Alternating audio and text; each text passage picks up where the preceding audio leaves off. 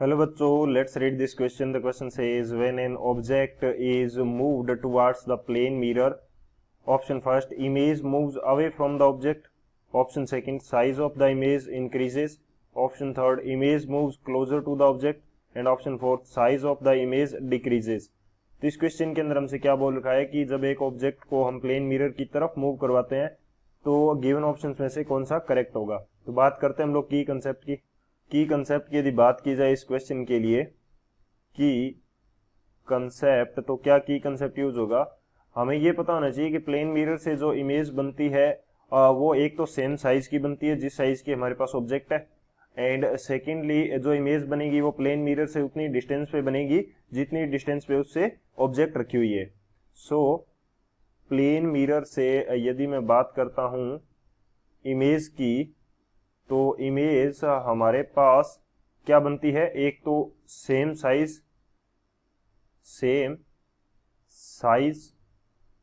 As of object, जितना कि हमारे पास ऑब्जेक्ट का साइज है उस साइज की बनेगी, और एट सेम डिस्टेंस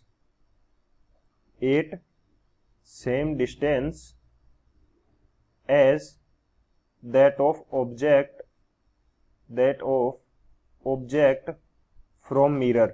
जितनी मिरर से ऑब्जेक्ट की डिस्टेंस है उस सेम डिस्टेंस पे हमारे पास बनेगी.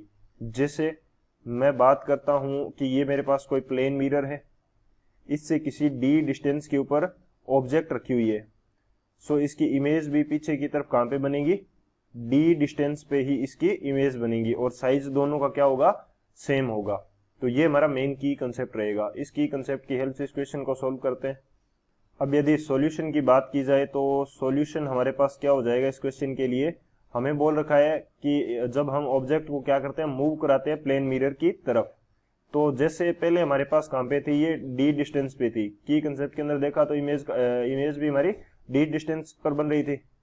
सेकेंडली अब मैं क्या कर देता हूं, सेम मिरर से मैं इसको कर देता हूं कहां पे, d/2 डिस्टेंस पे. ये मेरे पास मिरर है, ऑब्जेक्ट को मैंने कर दिया कहां पे, d/2 डिस्टेंस पे. तो इसकी इमेज कहां पे बनेगी, इमेज भी d/2 डिस्टेंस पे बनेगी.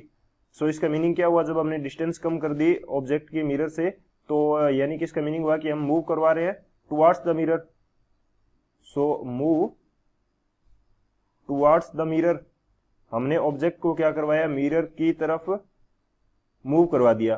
तो इमेज जो थी ये भी टुवर्ड्स द मिरर क्या होगी, मूव करेगी.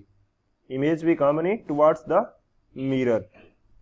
सो इससे क्या पता चलता है कि जब हम ऑब्जेक्ट को मूव करवा रहे हैं टुवर्ड्स द मिरर, तो इमेज भी हमारी कहां पे आ रही है, पास आ रही है मिरर के. और साइज क्या है, दोनों का सेम है, सेम साइज इमेज ऑब्जेक्ट के सेम साइज की हमारे पास इमेज मिलती है. तो कौन सा ऑप्शन करेक्ट होगा यहां से, image moves away from the object से दूर चली जाती है, नहीं, ऑब्जेक्ट से दूर नहीं जाती है.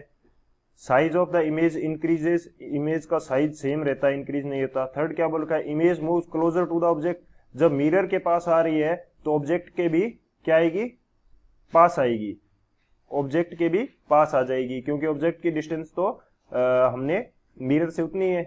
सो इमेज क्या आ जाएगी, ऑब्जेक्ट के पास आ जाएगी. और फोर्थ क्या कह रहा है, size of the image decreases, तो डिक्रीज भी नहीं करता है, सेम साइज की रहती है. तो कौन सा ऑप्शन करेक्ट है हमारे पास, ऑप्शन सी है वो हमारा करेक्ट है. So option C is the final answer. I hope you understood it well. Best of luck. Thank you.